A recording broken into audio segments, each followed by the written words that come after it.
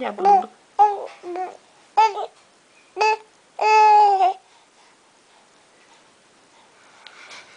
Bumbu, mami. Ce făcea mami, tati? Ce făcea mami? Hai să, mami, cealtă-l pe tati. Cealtă-l, mami.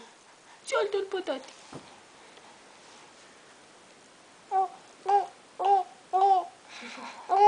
Așa, mami. Așa, mamicu, cealtă-l. Cealtă-l. Așa, mami. Și arată și cum facem noi așa. Cum ne întoarcem noi pe bultică.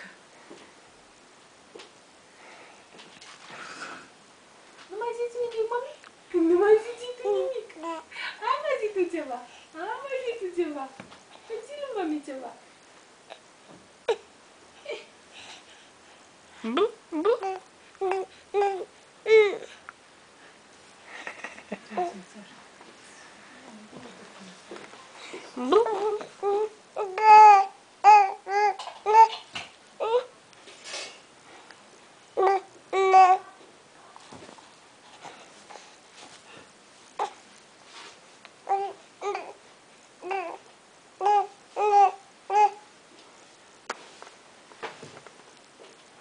Bu.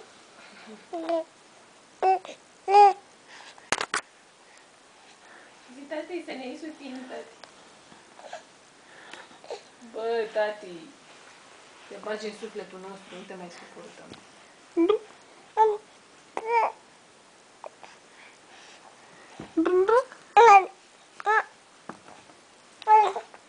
Așa, mami, cealtă-l pe tati, pe cum adică? Pe cum adică? Vrea să prindă filmarea? Bu.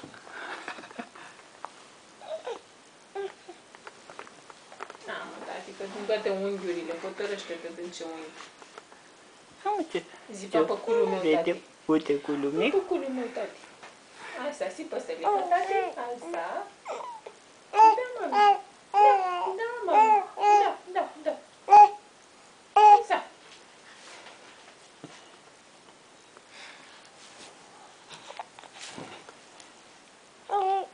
Și mămicu. Și acum următoarea mișcare, căderea de pat. Hai, o dată, mami, și gata. Bu.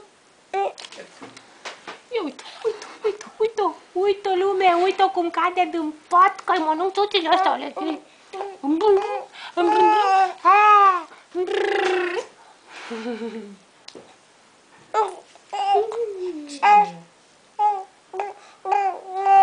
Dai tu un brân.